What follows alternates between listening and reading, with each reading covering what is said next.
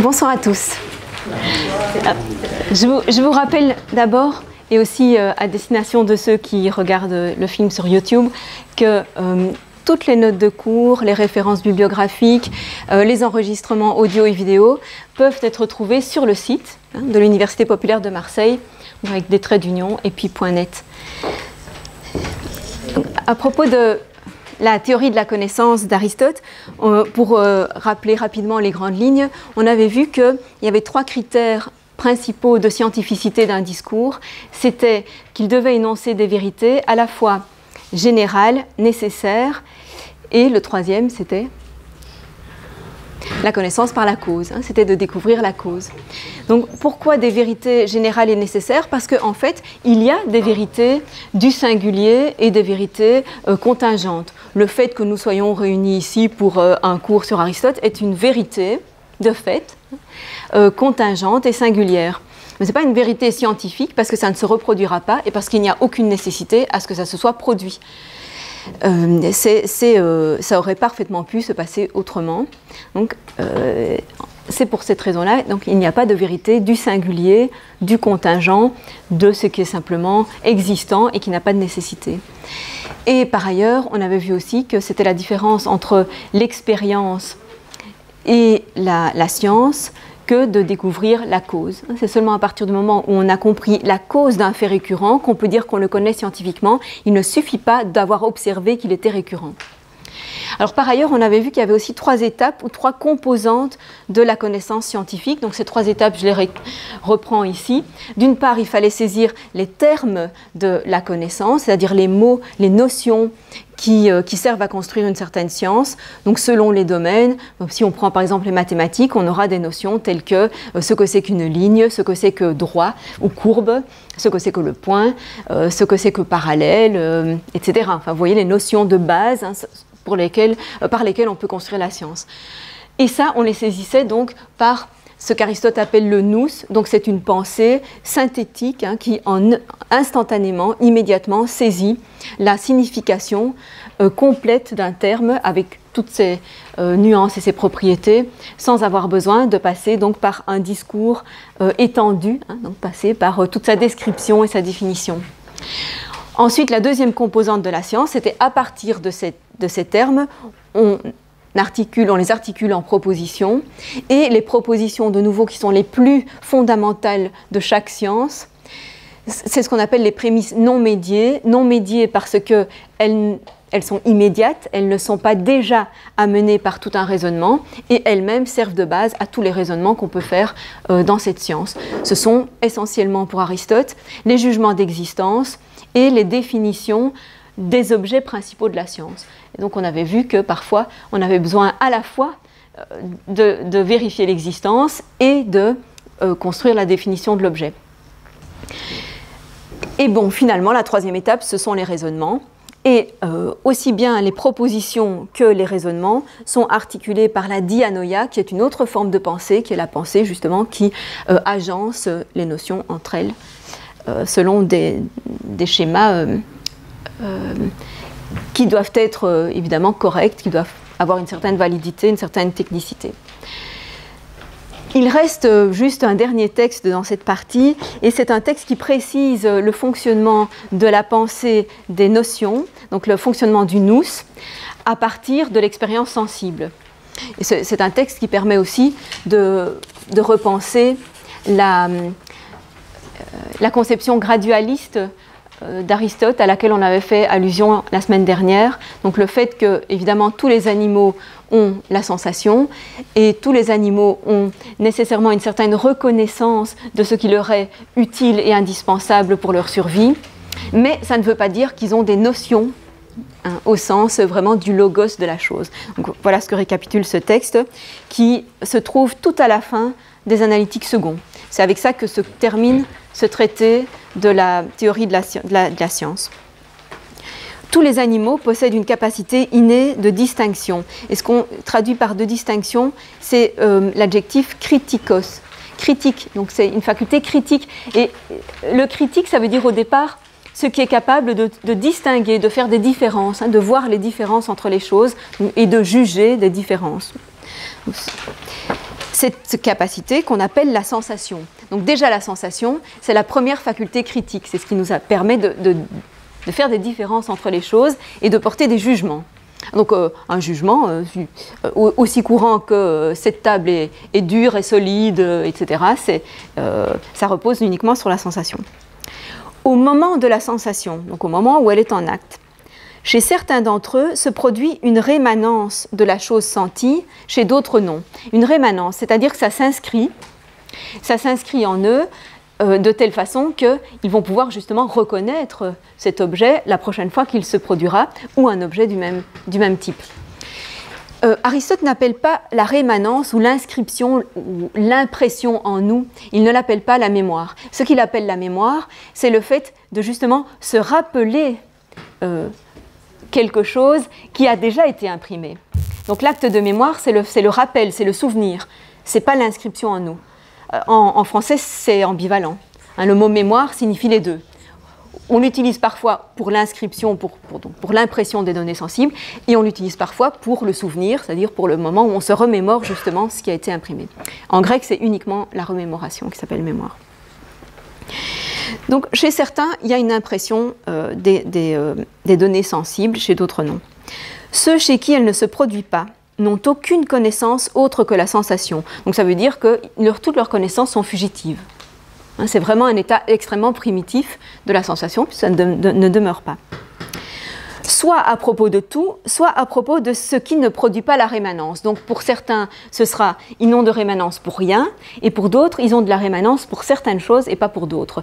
Ces choses, évidemment, c'est celles qui sont les plus nécessaires à leur subsistance. Ça, Aristote le développe ailleurs, surtout dans le traité de l'âme. C'est là qu'il indique le plus à quel point toutes les facultés des animaux correspondent à leurs besoins. Alors lui, il ne l'explique pas par une sélection, mais il l'explique par une sorte de finalité, et c'est ça qu'on va un petit peu approfondir à propos de la physique. Mais en tout cas, il est certain qu'aucun animal ne peut survivre s'il n'a pas un minimum de fonctions, et donc ce minimum de fonctions pour certains qui ont une vie tellement primitive, justement, qu'il leur suffit la fonction la plus basique, il leur suffit d'une seule sensation, sans rémanence. Mais ceux chez qui elle se produit, lorsqu'ils sentent, continuent à posséder le senti dans leur âme. Le senti, donc l'image de la chose, l'impression de la chose, pas nécessairement sous forme visuelle d'ailleurs, ça peut être sous forme sonore ou tactile, mais en tout cas, ils gardent le senti. Et dans leur âme, vous voyez que Aristote appelle âme toute capacité cognitive, toute capacité, depuis la sensation, c'est déjà une faculté de l'âme, et même la vie simplement végétative, la vie physiologique, il l'attribue déjà à une âme. Donc ça n'a absolument rien de la signification que âme a pris à partir du christianisme. Et lorsqu'il s'en produit plusieurs du même type, donc plusieurs sensations du même type, il y a encore une différence entre ceux chez qui se forme une notion, donc un logos, à partir de la rémanence des sensations semblables, et ceux chez qui il ne s'en forme pas. Donc il peut très bien avoir des rémanences sans logos. C'est ça qui est intéressant. C'est là le stade antérieur, disons, au stade que nous connaissons chez nous-mêmes, chez les humains. Un stade antérieur, c'est il y a bien rémanence d'impression, et ça permet effectivement à l'animal d'avoir des activités plus orientées, orientées vers ce qu'il désire. Mais néanmoins, il n'a pas de logos. Mais pourquoi il n'a pas de logos? Déjà parce qu'il n'a pas de langage symbolique, comme on a vu tout au début. Il n'y a pas un langage symbolique pour fixer par un seul nom général ce qui est chaque fois singulier. Donc il faut bien rappeler que pour Aristote, comme ce sera répété par Nietzsche, par d'autres, le singulier est à chaque fois différent. Toute expérience est toujours différente. Il n'y a jamais deux choses qui se donnent à nous exactement de manière similaire. Il n'y a pas deux choses semblables, il n'y a pas deux feuilles d'un arbre qui sont semblables, ils sont identiques. Donc, ce qui réalise les identités, c'est nous, ce sont nos fonctions. Et déjà, chez les animaux, la sensation fait ça. Elle réduit les différences pour arriver, disons, à reconnaître du semblable. Mais ça ne les fixe pas nécessairement dans une notion. La notion, c'est ce qui rassemble un signifiant conventionnel, arbitraire, et un signifié qu'on peut ensuite détailler à son tour par du langage, hein, en disant toute la définition, en dépliant toute la signification de ce terme. À partir donc de ces notions qui sont des notions directement de choses sensibles, se forment toutes les autres notions qui, elles, ne sont pas directement sensibles. Donc, par exemple, les relations entre des choses sensibles, relations de proximité, de causalité, de proportionnalité. Donc, toutes ces relations qui ne se donnent pas immédiatement, mais sont construites par nous, le sont désormais par des facultés qui prennent le relais de la sensation. Ce n'est pas directement donné par la sensation, et donc c'est donné par la dianoïa, par exemple, par la réflexion, par un certain raisonnement, y compris des notions qui sont des implications logiques des choses, comme on a vu. Donc voilà ce système empiricologique qui repose au départ sur la sensation, mais qui ensuite doit donner le relais à d'autres facultés pour arriver à la connaissance, d'abord au logos, puis à la connaissance. Et donc le moment où il se forme une notion, c'est là qu'intervient le nous. C'est à ce moment-là aussi qu'intervient le nous. Le nous, c'est à la fois le moment où se cristallisent en somme toutes les expériences en une seule notion, et aussi chaque fois qu'on y repensera, alors ce sera de nouveau un acte du nous. Donc voilà pour la théorie de la connaissance, et je pense qu'on peut passer maintenant au chapitre de la philosophie théorique, donc qui comprend physique et métaphysique, et puis après à l'intérieur de la physique il y aura toutes les études du cosmos, les études des animaux, mais tout ça c'est d'abord dans un seul ensemble qui est l'ensemble de la physique.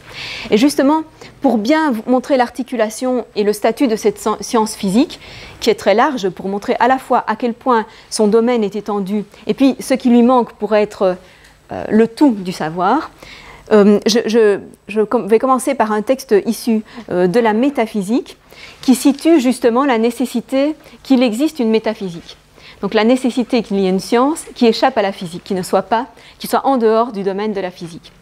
Après, on passera au contenu de la physique, aux grandes lignes, et puis on reviendra à la métaphysique parce que les notions métaphysiques ont besoin des fondations qu'on trouve dans la physique, donc c'est plus facile d'aller dans ce sens-là. Mais donc juste pour comprendre bien l'articulation entre ces deux sciences, il nous faut maintenant dire si c'est à une seule science ou à des sciences différentes qu'il revient d'étudier ce qu'en mathématiques on appelle les axiomes et la réalité. Donc c'était une des questions. Dans la métaphysique, il y a une introduction très longue où Aristote reprend toutes les difficultés qu'il va falloir penser. Et il articule toutes ces difficultés en montrant qu'il y a à chaque fois des antinomies, c'est-à-dire qu'on peut les comprendre d'une façon et on peut les comprendre d'une façon contraire. Et donc il va falloir débroussailler le vrai du faux dans toutes ces difficultés qu'il appelle de philosophie première. Vous allez voir, c'est le nom, puisqu'il n'utilise jamais le nom métaphysique lui-même. Et donc parmi ces grandes questions qu'il va falloir résoudre, il y a celle de savoir si c'est en même temps qu'on étudie toute la réalité, qu'on étudie aussi certains axiomes qui sont les plus généraux de tout, les axiomes les plus généraux de la pensée, en fait, et de la connaissance. Et ce qu'on appelle axiome en mathématiques, bon, vous en avez certainement un souvenir, l'exemple que donne Aristote, ce sont les règles les plus générales, celles qu'on ne déduit pas par raisonnement, mais qu'on doit poser au départ. Donc Aristote donne toujours comme exemple que si à des sommes égales on rajoute des sommes égales, eh bien on aura à nouveau des sommes égales. C'est très élémentaire, mais on pourrait imaginer une mathématique où on supprime cet axiome et on part sur autre chose. Donc il existe aussi des axiomes de l'ensemble de la réalité, et pour vous illustrer tout de suite, celui principalement auquel pense Aristote, c'est le principe de non-contradiction. Le principe de non-contradiction est pour lui un principe tel qu'il est impossible de rien connaître, de rien penser, mais même de parler si on n'accepte pas ce principe. Et on va le voir en détail parce qu'il est vraiment fondamental. Il faut bien le comprendre. Ce n'est pas seulement un principe logique, disons, qui semble un peu formel. Non, pas du tout. C'est vraiment le fondement de toute la pensée. Et c'est le fondement de toute la pensée parce que c'est aussi une réalité ontologique première. Pour Aristote, il est indéniable que dans les étangs, on trouve ce principe qui est que un étang ne peut pas à la fois être et ne pas être. Hein, sous le même aspect, bien sûr. Hein, on pourrait dire qu'en un sens, il est, en un sens, il n'est pas. Non, sous le même sens, dans les mêmes circonstances, on ne peut pas dire qu'en même temps, il est et il n'est pas. Ou on ne peut pas dire qu'en même temps, il possède une propriété et ne la possède pas, encore une fois, sous le même rapport, dans ces mêmes parties, au même moment, etc. Et ça peut peut-être vous faire penser à un problème de physique contemporaine, puisque le fameux chat de Schrödinger, c'est quoi que voulait montrer Schrödinger par là? C'était un retour au principe de non-contradiction, c'était dire, en fait, d'après la physique quantique, on pourrait supposer qu'un chat est à la fois mort et vivant. Ça, il dit, c'est pas possible. Donc ou bien il faut qu'on trouve, une explication pour laquelle, étant donné donc l'effet quantique qui doit avoir lieu sur lui, ou bien il est mort, ou bien il n'est pas mort, mais on ne peut pas dire que c'est 60% mort, 40% pas mort. Donc ce principe, il est vraiment ancré en nous, et il y a une longue démonstration d'Aristote pour montrer pourquoi il est indispensable. Donc c'est ça qu'il a en tête quand il dit, donc, est-ce que c'est la même science qui étudie toute la réalité, et puis ce principe fondamental qui est à la fois un principe de connaissance, pour nous, on ne peut pas connaître sans ça, et à la fois une caractéristique ontologique universelle. Donc c'est un caractère ontologique universel, tous les étangs l'ont. Donc, certes, il est manifeste que c'est à une seule et à celle du philosophe. Donc vous voyez déjà, hop, on a la tâche de la philosophie qui commence à se préciser. Et c'est à celle du philosophe que revient d'examiner aussi les axiomes, car ils appartiennent à tous les étangs, et non à un genre en particulier, à l'exclusion des autres. Voilà ce qui caractérise le philosophe. Donc, lui, il étudie tous les étangs, non pas un genre ou un domaine de la réalité, et il en étudie tout, y compris les principes les plus fondamentaux, et y compris les principes de la connaissance. Et donc, on voit là une première définition de ce qu'est la philosophie, une définition assez proche de ce qu'on a encore, de ce qu'on peut donner encore actuellement, même si c'est loin d'être la seule qu'on donnerait actuellement. Et tout le monde s'en sert, donc, de ces axiomes, parce qu'ils appartiennent à l'étang en tant qu'étang. Donc voilà une formule qui est tout à fait caractéristique de la métaphysique d'Aristote. C'est l'étude de l'étang en tant qu'étang. Qu'est-ce que ça veut dire? Ça veut dire qu'on va étudier tous les étangs, mais seulement en tant qu'ils sont des étangs. C'est-à-dire, on ne va pas entrer dans le détail de ceux-là, ce sont des vivants, ceux-là, ce sont des animaux, des plantes, ceux-là, ce sont des objets fabriqués, ça, ce sont des actions humaines. On ne tient pas compte justement de toutes ces différences de domaines, de toutes ces différences de type d'existence des étangs, mais on va prendre chacun uniquement en tant qu'étang. Et on va dire, pour toutes ces choses qui existent, qu'est-ce qu'elles partagent, qu'est-ce qu'elles ont en commun du simple fait d'exister, justement. Qu'est-ce qu'on peut déduire du simple fait d'exister? Si ça existe, alors ça a déjà des propriétés parce que ça existe. Et notamment, ça remonte déjà à des observations de Platon. On avait déjà vu dans le Parménide, je pense, de Platon, que tout ce qui existe nécessairement doit être un ou multiple. Tout ce qui existe a un nombre. Par exemple, c'est une des principales propriétés qui sont totalement universelles. L'unité et la multiplicité appartiennent à tous les étangs. Donc c'est un exemple, mais on verra aussi un petit peu plus en détail ce que c'est que ces propriétés des étangs en tant qu'étangs, dont s'occupe exclusivement le philosophe.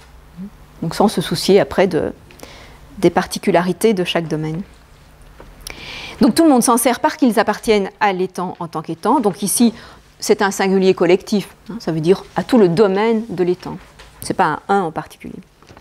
Et que chaque genre est étang. Donc chaque genre des étangs est bien de l'étang, mais les autres sciences, en fait, s'occupent juste d'un genre à la fois. Pas de tous. Mais chacun s'en sert dans la mesure qui lui suffit. Donc, au fond, au contraire, chacun des scientifiques particuliers s'en sert dans la mesure qui lui suffit, c'est-à-dire dans la mesure où s'étend le genre au sujet duquel il fait ses démonstrations. Donc, quand il fait ses démonstrations, il doit respecter ses axiomes généraux. Mais il le fait uniquement pour ce qui concerne son domaine et il n'étudie pas en général. Par conséquent, puisqu'il est clair qu'ils appartiennent à toute chose en tant qu'étant, car c'est ce qui leur est commun, c'est à celui qui connaît l'étant en tant qu'étant que revient aussi leur étude. C'est pourquoi aucun de ceux qui examinent une partie de l'étant n'entreprend de dire quelque chose à leur sujet, que ce soit vrai ou pas. Donc peu importe, la question ici n'est pas de dire les autres se trompent, le philosophe trouve la vérité, c'est pas ça. Les autres trouvent la vérité dans leur domaine, donc c'est pas une question de vrai ou de faux. C'est une question de généralité. Donc ni le géomètre, ni l'arithméticien. Et ça, c'est aussi une rectification d'Aristote par rapport à l'académie platonicienne. Platon et ses successeurs immédiats essayaient toujours de ramener l'ensemble de la réalité à des principes mathématiques. Et Aristote refuse ça. Les mathématiques ont leur domaine, mais leurs axiomes ne correspondent pas aux axiomes de tous les étangs. Mais certains physiciens le faisaient. Alors c'était les physiciens présocratiques justement qui étudiaient l'ensemble de la réalité sous le nom de physis, sous le nom de le domaine de la nature. Non sans raison, eux seuls en effet estimaient faire porter leur examen sur la nature entière et sur les temps. Et d'ailleurs c'est probablement à partir de cette remarque d'Aristote que les anciens ont commencé à donner comme titre aux œuvres des présocratiques sur la nature ou sur les temps, alors que ce n'était pas du tout un titre qui existait chez les anciens, enfin chez les présocratiques. Ils vont jusqu'à l'attribuer à Parménide, sur la nature ou sur les temps, alors que Parménide a séparé très très radicalement l'étude de l'étang et l'étude de la nature. Mais donc, pourquoi il est important de situer la physique par rapport à la philosophie en général? C'est parce que certains pensaient que la physique couvrait tout le domaine de l'étang, qu'il n'y avait rien qui lui échappait, que tout était du domaine de la nature et que donc on pouvait l'étudier par une seule science, qu'elle pouvait couvrir tout ce qui existe. Mais, dit Aristote, puisqu'il y a quelqu'un qui est encore au-dessus du physicien, car la nature est seulement un genre de l'étang, donc justement la nature ne couvre pas tout. C'est à celui qui s'attache à étudier en général et à étudier la première substance que reviendra aussi l'examen des axiomes. Donc il rajoute une première substance qui n'est pas étudiée par la physique, mais en revanche qui est aussi inclus, qui fait partie aussi du domaine du philosophe général. Qu'est-ce que c'est que cette première substance? C'est justement ce qu'on doit découvrir, ce qui fait toute la différence. La physique, en effet, est aussi une sagesse, mais non la première. Alors, il y a un rapport ici entre Sophia et Philosophia. Sophia qu'on traduit par sagesse, mais qui est une sagesse théorique. Ce n'est pas une sagesse morale, rien à voir avec la morale. C'est une sagesse théorique, donc une connaissance par les causes, etc. Il a rappelé tout ça précédemment dans la métaphysique. Donc, Sophia ou Philosophia, il passe de l'un à l'autre assez facilement, mais après, il s'en tiendra plutôt à Philosophia. Qu'il revienne donc au philosophe et à celui qui étudie toute la réalité, en tant que telle est sa nature, d'examiner aussi les principes du raisonnement, c'est clair. Il convient d'ailleurs à celui qui connaît au plus haut point chaque genre de pouvoir formuler les principes les plus fermes de son sujet. Donc chacun dans son genre doit étudier ses propres principes, selon les méthodes qu'on a évoquées la semaine dernière, de sorte qu'il convient à celui qui connaît les étangs en tant qu'étangs de pouvoir formuler les principes les plus fermes de tous, au sens absolu cette fois, de tous, puisque lui c'est le plus général. Donc ça veut dire que tous les principes qu'étudie le philosophe sont aussi vrais pour tous les domaines séparés de la connaissance. Ils seront aussi vrais pour les autres spécialités. Or celui-là, c'est le philosophe. Donc voilà la différence entre philosophe et physicien. Mais bien sûr, la même personne peut être à la fois philosophe et physicienne.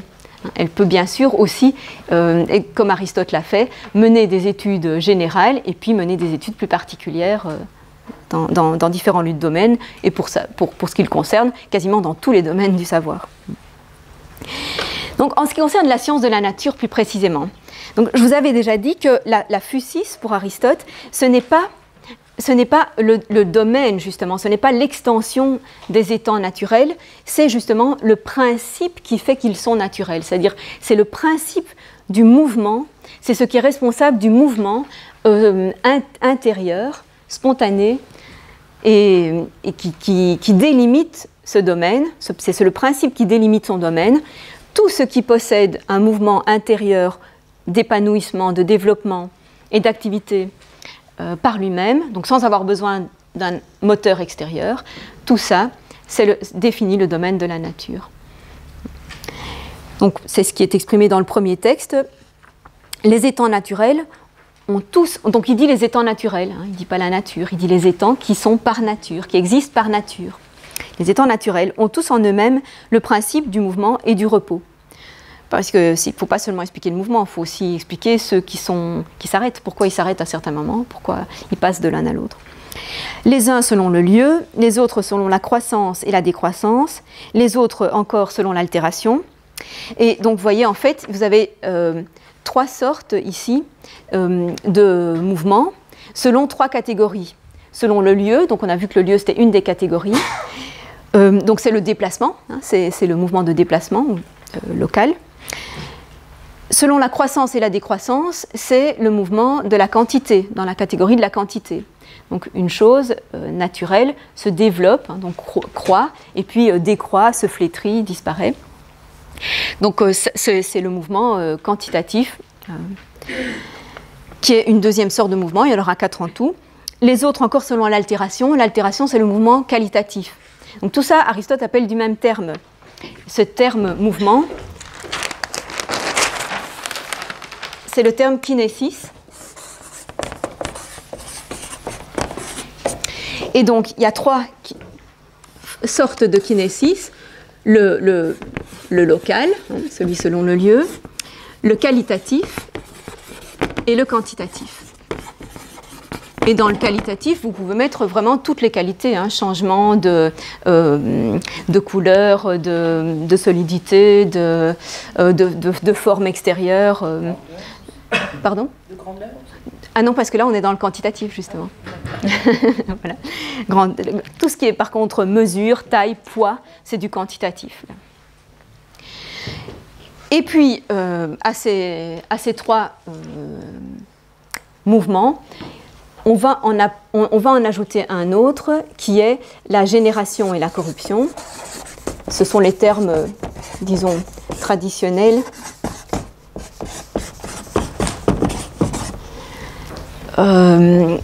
Parfois, comme génération, ça fait c'est un petit peu trop concentré sur les animaux. Parfois, on traduit plutôt venu à l'être. Hein. Venu à l'être, c'est plus large parce que c'est toute production, toute apparition de quelque chose qui n'existait pas avant. Et corruption, c'est toute destruction, au contraire. Hein, donc c'est toute disparition de quelque chose qui existait et qui ensuite n'existe plus. Et donc en fait, là vous reconnaissez un changement selon la catégorie de la substance. Hein, puisque vous avez apparition d'une substance, d'un corps matériel qui n'existait pas avant et qui se met à exister. Et puis disparition, destruction d'une substance, d'un corporel qui existait et qui n'existe plus.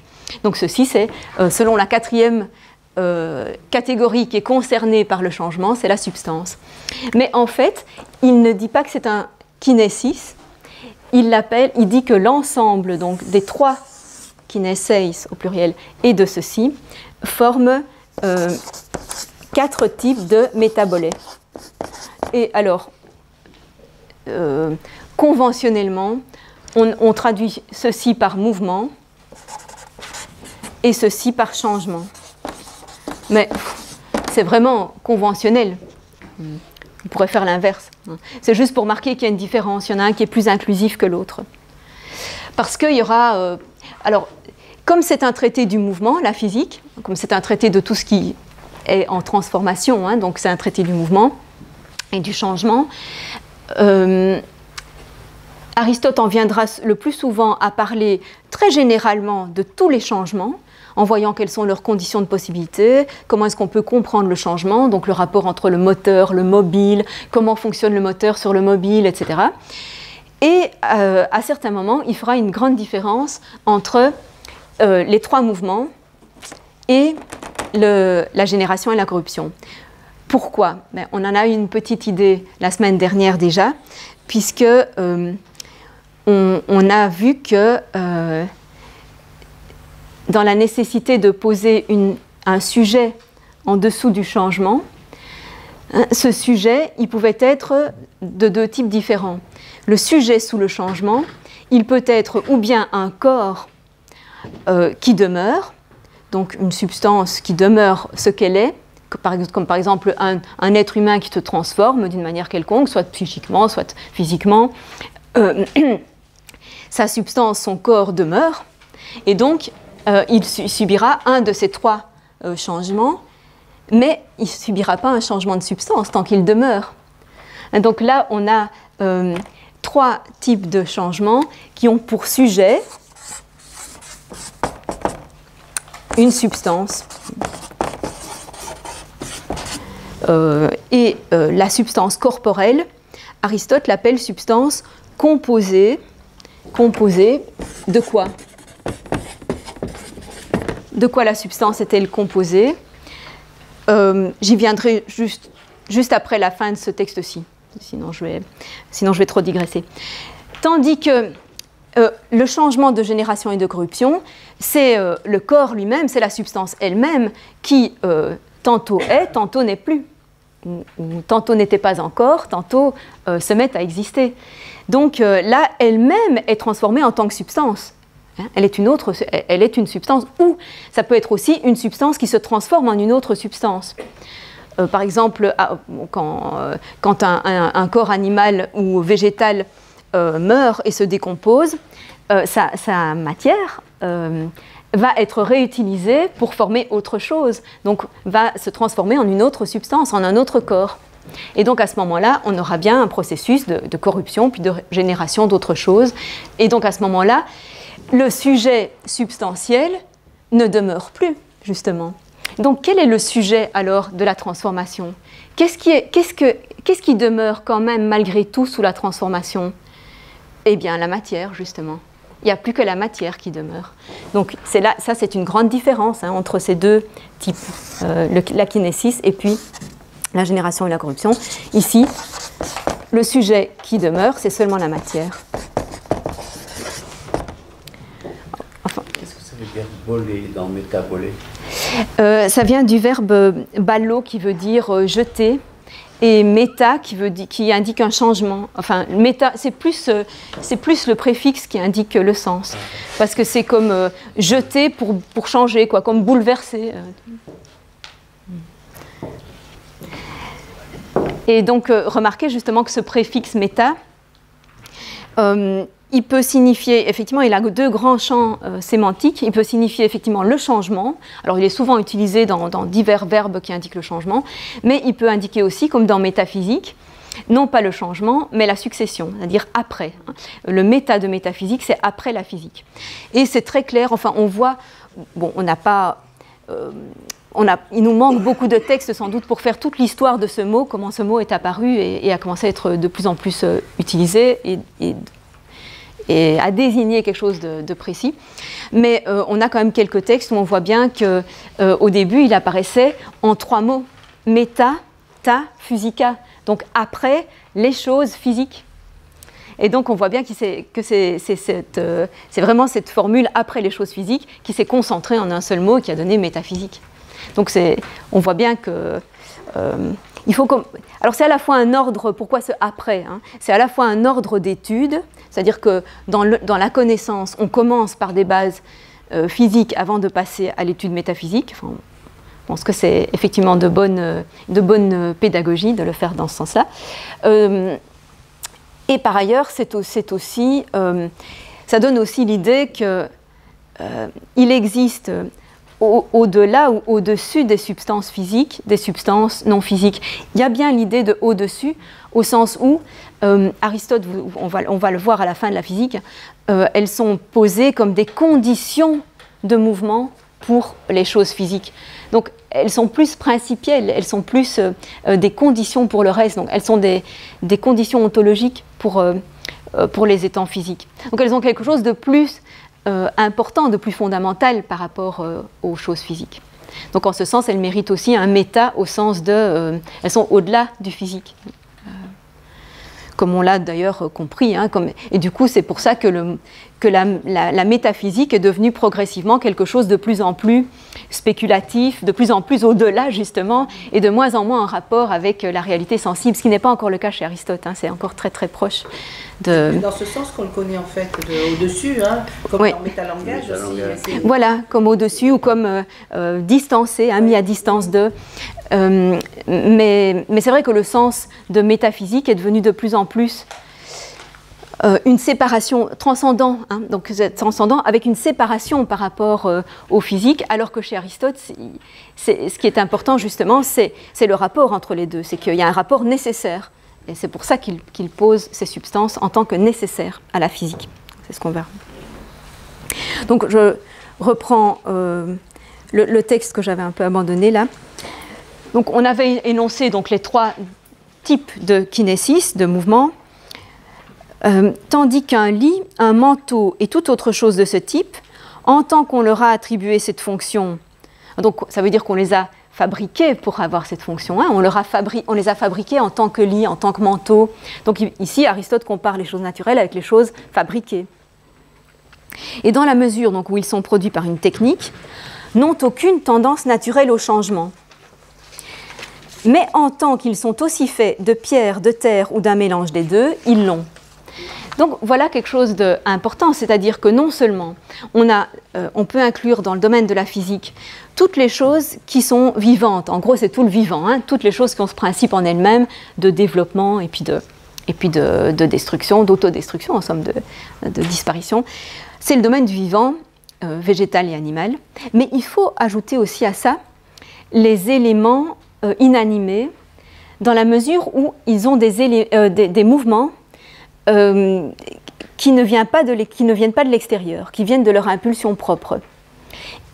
Et au fond, ce qu'Aristote désigne par là, c'est principalement tous les phénomènes de gravité ou de légèreté. Le fait qu'il y ait des éléments qui ont tendance à s'élever dans l'air, donc qui sont plus légers que l'air, il l'attribue à un mouvement spontané de cet élément. Un élément comme le feu qui s'élève, enfin la flamme qui s'élève dans l'air, elle est plus légère. C'est pour Aristote une qualité intrinsèque, c'est un mouvement qui lui est intérieur. Évidemment, c'est personne qui pousse la flamme à s'élever. Même chose pour les corps lourds qui ont tendance à tomber sur terre. Ce qui les entraîne, c'est leur mouvement propre, d'après Aristote. Hein. C'est un mouvement qui est intérieur à elles, ça fait partie de leur nature, c'est une propriété de cet élément-là, de l'élément terreux, de descendre. Et puis il y a les éléments intermédiaires, par exemple, il constate que l'eau a tendance à se mettre entre les deux, entre air et terre, etc. Bon. Donc ça c'est pour lui aussi un phénomène tout à fait naturel, c'est dû aussi à la physis, donc le fait d'avoir de se mettre dans une certaine position. Et donc si on veut les contraindre à prendre une autre position, donc à mettre du lourd en hauteur ou du léger en profondeur, ils ne vont pas se laisser faire. Donc il va falloir les contraindre, et si on lève l'obstacle, ils retrouveront leur mouvement spontané, leur mouvement intrinsèque. Donc c'est aussi du domaine de la physis. Et tous les objets fabriqués, donc ils ne possèdent pas un mouvement d'auto-fabrication ou d'auto-altération, mais en revanche, ils possèdent aussi ces propriétés de légèreté ou de pesanteur, voilà, en fonction de la matière en laquelle ils sont faits. Donc tout ça aussi sera du domaine de la physique.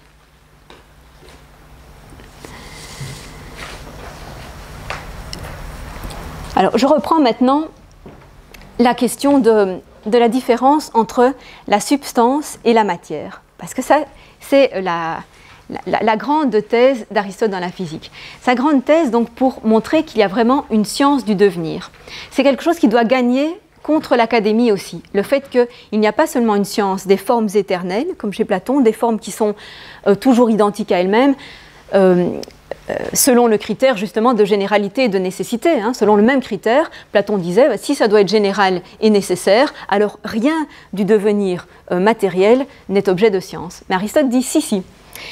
pas les choses singulières, bien sûr, mais le fait qu'elles soient toujours prises dans quelque chose de récurrent, dont on peut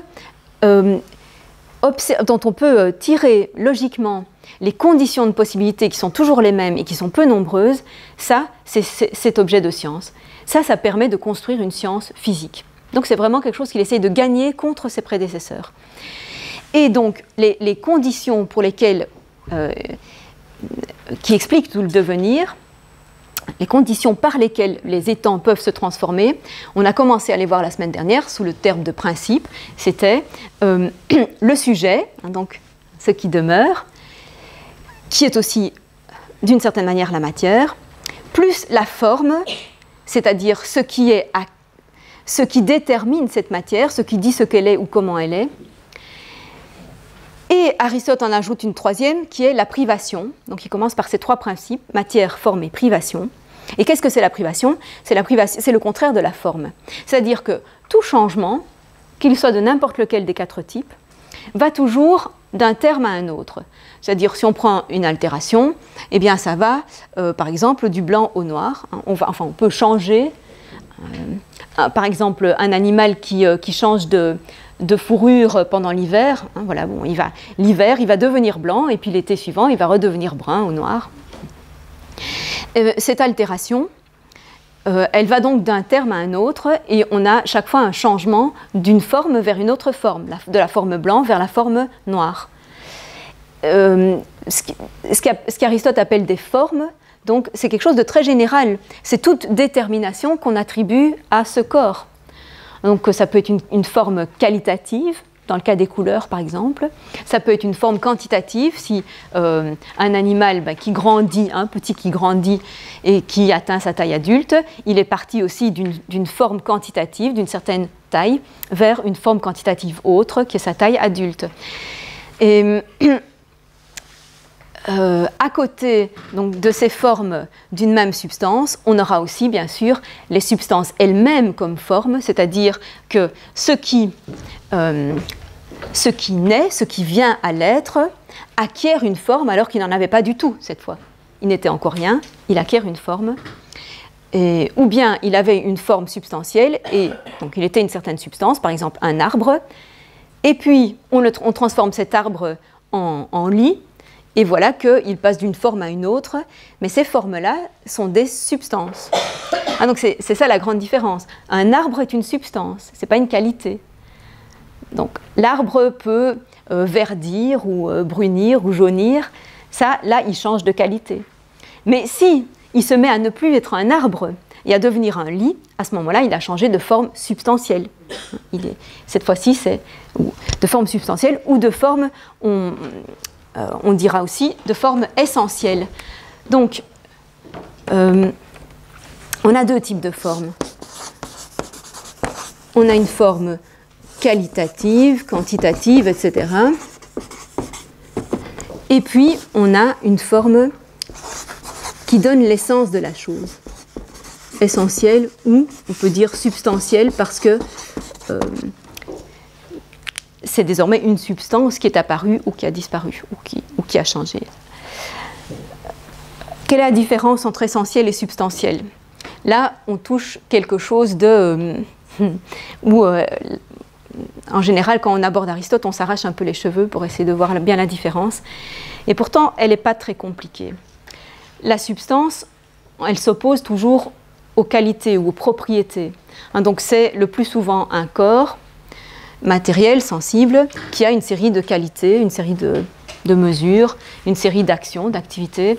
Et donc tous ces attributs sont distincts de ce qu'est la substance, le corps lui-même. Tandis que l'essence, c'est ce qui dit à quel type de choses on a affaire. Donc l'essence, elle est générale là où le corps est singulier. Chacun de nous est une substance singulière. L'essence, elle est générale, elle dit ce que nous sommes. Et donc, en général, c'est l'espèce. Le plus souvent, c'est le nom de l'espèce. Chacun de nous est une substance corporelle et a une essence qui est l'essence homme. Donc, si on demande ce que c'est, on dira c'est un homme. On donne l'essence. Et donc, le mot qui indique l'essence est général. L'homme est un mot général. Mais si on veut savoir ce qui est le sujet des changements, c'est la substance particulière, c'est le corps de chacun qui est sujet des changements, de ces changements particuliers. Alors la forme, elle va être aussi à la fois générale et particulière, parce que quand un animal, par exemple, vient au monde, non seulement une substance apparaît, c'est-à-dire qu'il y a des matières, il y a besoin de matière pour que cet animal soit formé. Ces matières, bon, elles sont données par le sang féminin, dit Aristote, enfin bon, il explique un peu la gestation, et ces matières sont ordonnées pour avoir une certaine structure, pour se structurer d'une certaine façon, et cette façon, elle sera à la fois générale et particulière, c'est-à-dire que le petit animal va à la fois recevoir progressivement la forme de l'espèce, donc va se préciser progressivement les attributs de l'espèce, et en même temps, il va avoir une certaine forme particulière, singulière, qui n'appartient qu'à lui, il va avoir des caractères particuliers qui n'appartiennent qu'à lui. Donc, je reviens à la substance composée que j'avais laissée en suspens. Une substance composée, c'est un corps qui est composé d'une matière et d'une forme. Il a une matière qui est déjà un ensemble de multiples matières, parce que si vous prenez un corps vivant, il y a une multiplicité de matières, évidemment, qui sont agencées et qui se différencient, bon, qu'on peut distinguer. Mais donc, on peut les prendre globalement et dire il y a de la matière, et puis il y a la forme générale de ce corps, à la fois en tant qu'il a les caractères de l'espèce et en tant qu'il a les caractères qui n'appartiennent qu'à lui. Donc il faudra chaque fois savoir, et c'est ça qui est très difficile aussi dans la lecture d'Aristote, c'est que chaque fois qu'on rencontre le mot forme, et Dieu sait si on le trouve souvent, on doit se demander, est-ce qu'il veut dire une forme essentielle, donc une forme qui indique une substance ou qui indique ce qu'est la chose, ou est-ce qu'il veut dire une forme qui est le terme d'un autre type de changement, et est-ce qu'il veut dire la forme générale, c'est-à-dire celle qui définit l'espèce de la chose, ou est-ce qu'il veut dire la forme particulière de tel corps. Et il y a même des interprètes qui mettent en doute le fait qu'il existe des formes particulières pour Aristote. Mais en fait, c'est une certitude, on peut pas le nier, parce que quand Aristote parle de l'âme du vivant, il dit que l'âme d'un être vivant, c'est sa forme. C'est sa forme, c'est-à-dire qu'à ce moment-là, donc une substance vivante, on distingue sa matière et sa forme, on l'appelle âme. Alors que pour une substance inanimée, on distingue aussi sa matière et sa forme, donc le bois et la forme table, mais cette forme table, on ne l'appelle pas l'âme de ce bois. Alors qu'est-ce que ça veut dire l'âme de notre corps? Eh bien l'âme de notre corps, c'est l'acte du corps, du corps vivant. C'est ça la définition de l'âme, c'est l'acte du corps vivant. Ça veut dire que ce corps vivant n'est pas seulement ces matières qu'on a assemblées n'importe comment. C'est-à-dire les matières de ce corps vivant forment un tout dynamique, un tout synergique, un tout qui agit de multiples façons. Et toutes ces actions, ces transformations constantes du corps, tous ces processus qui se déroulent constamment en lui, puisque à tout moment, évidemment, il y a des tas de processus physiologiques qui se passent, l'ensemble de tout ça, c'est l'âme. Donc c'est ça l'acte. C'est-à-dire qu'il vit vraiment, il est vivant en acte. Alors qu'on peut très bien prendre les mêmes matières, agencées des mêmes façons, et qui ne soient pas vivantes. Parce qu'elles ne sont pas en acte, elles ne fonctionnent pas effectivement. Donc un corps vivant, c'est un corps qui a toutes les matières nécessaires pour vivre, pour avoir toutes les fonctions, et qui en plus a ses fonctions effectives, donc ces fonctions qui sont effectivement en train de fonctionner. Et ça, c'est son âme. C'est l'ensemble de ces fonctions en acte, en train de fonctionner. Et ça, dit Aristote, évidemment, chacun de nous, chaque individu, il a ses propres matières et sa propre âme, bien sûr.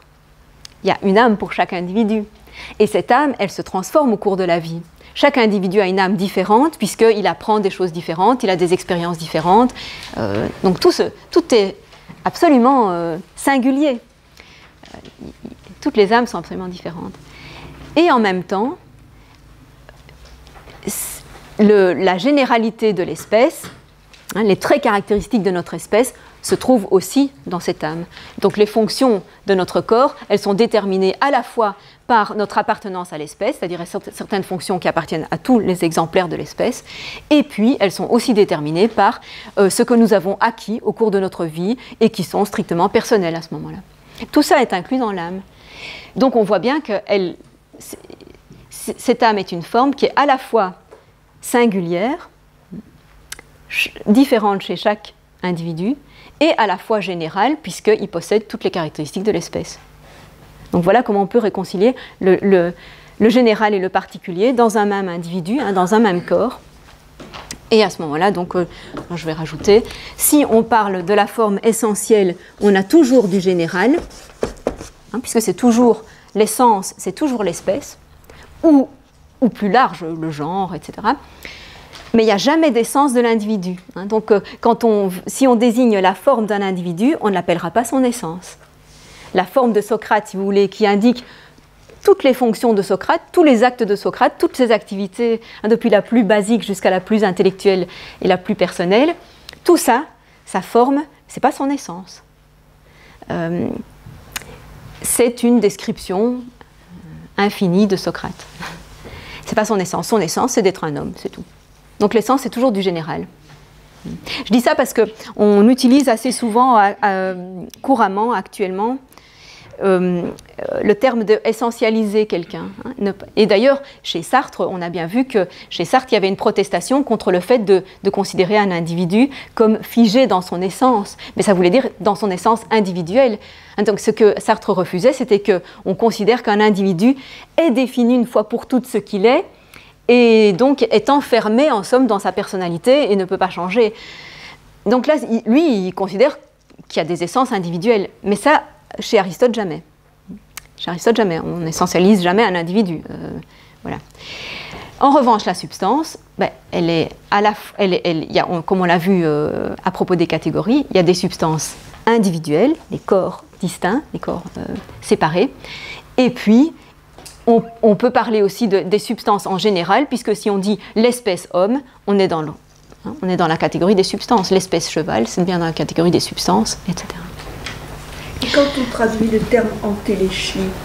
Alors, le terme entéléchie, effectivement, il est lié à ça, parce que quand on parle de la forme qui est l'acte de la matière, ou l'âme qui est l'acte du corps vivant, le mot acte, c'est ou bien entelekeia, entéléchie, ou bien energeia, acte. Bon, c'est pas énergie, hein, energeia, ça jamais. Alors, la différence, il existe une différence subtile entre entelekeia et energeia, mais en tout cas, dans l'usage qui désigne la forme par rapport à la matière, les deux termes peuvent être utilisés indifféremment. Donc Aristote utilisera tantôt l'un, tantôt l'autre indifféremment. La distinction, elle est dans un autre domaine, peut-être que j'y viendrai à propos de la métaphysique. Et donc, l'entéléchie, ça veut dire la réalisation de ce qui est en puissance. Ça veut dire que ce qu'on considère n'est pas seulement possible, mais est réalisé. L'entéléchie, c'est la réalisation, l'effectivité de la chose, ou l'acte. C'est la même chose. Et donc on peut dire que ce qui est en puissance va vers l'entéléchie. Hein, donc est en train de se réaliser, donc va vers une entéléchie. Et il y a aussi, alors ça va nous permettre d'aborder la notion de finalité aussi, parce que justement, ce qui est aussi caractéristique du vivant, c'est qu'il s'épanouit, il se développe en allant vers sa forme la plus achevée. Sa forme la plus achevée, c'est de réaliser le mieux possible les caractéristiques de l'espèce, justement. Hein, donc c'est d'avoir le mieux possible tout ce que son espèce peut posséder. Et donc ça, c'est la finalité chez Aristote, c'est ça qu'elle veut dire. Donc on voit comment une matière qui est en puissance, donc au départ la matière embryonnaire, disons, hein, c'est une puissance de réaliser cette forme, et puis progressivement cette forme se réalise effectivement, et donc elle devient en entéléchie ou en acte, ce qu'elle était déjà au départ, en somme. Donc l'idée, c'est qu'il y a déjà au départ, dans la semence, végétale ou animale, il y a déjà au départ toute l'indication de la forme finale, donc telle qu'elle devra se réaliser effectivement. Toute l'information est déjà là au départ, et c'est ce qui guide le développement de la matière. C'est ce qui guide l'agencement de la matière. Les matières se structurent parce que la forme est là au départ, qui guide, qui oriente le développement. Donc voilà pourquoi la forme est aussi une finalité, puisqu'il faut atteindre son développement achevé, total, hein, et le meilleur possible par rapport à ce que cette espèce peut faire. Voilà l'entéléchie. Et quand il y a quelqu'un qui meurt, est-ce que l'essence, il y a de l'essence? Alors, l'essence, du coup, n'existe plus pour ce corps-là, mais l'essence continue à exister tant qu'il y a d'autres individus du même type. Mais si tous les individus d'une espèce viennent à mourir, l'essence de cette espèce n'existe plus non plus. Il n'y a pas l'idée que l'essence peut exister séparément des individus. Elle existe parce que des individus l'ont et se reproduisent, hein, et la transmettent par conséquent, mais elle n'existe que parce qu'elle se transmet. Si elle arrêtait de se transmettre, elle n'existerait plus.